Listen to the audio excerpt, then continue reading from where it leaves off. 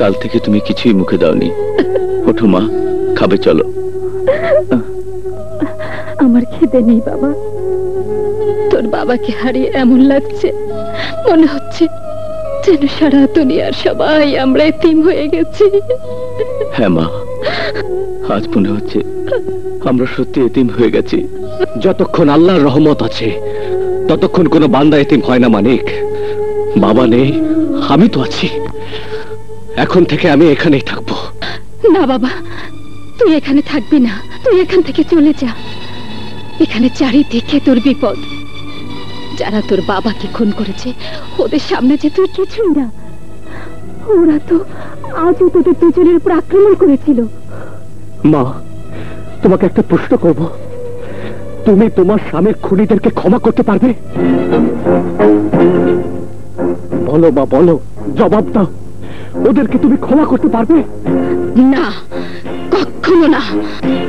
বাবার খুনিদের খুন না করে আমি ক্ষান্ত হব না।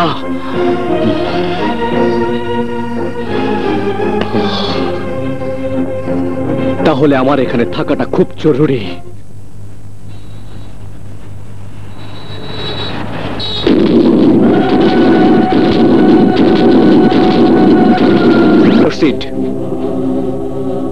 কেমন আছেন আপনারা?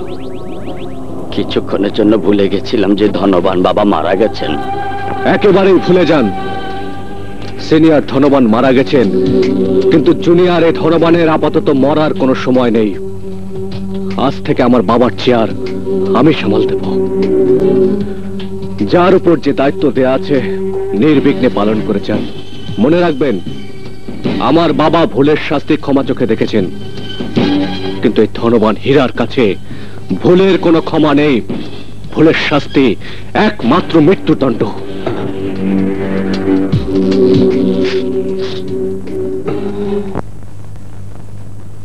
রিপোর্ট শুনে আপনাদের খুব খারাপ লাগবে। আপনার বাবার মৃত্যু গুলির কারণে হয়নি, গলা টিপে তাকে হত্যা করা হয়েছে। এই দেখুন পোস্টমর্টম রিপোর্ট। কিন্তু ডাক্তার, এটা কি করে সম্ভব? আত্মীয় স্বজন সবাই তো হসপিটালে ছিল। বাবার ক্যাবিনে খুনি কি করে প্রবেশ করলো? আমিও তাই ভাবছি। আমার ধারণা এটা হাসপাতালের কোন স্টাফের কাজ।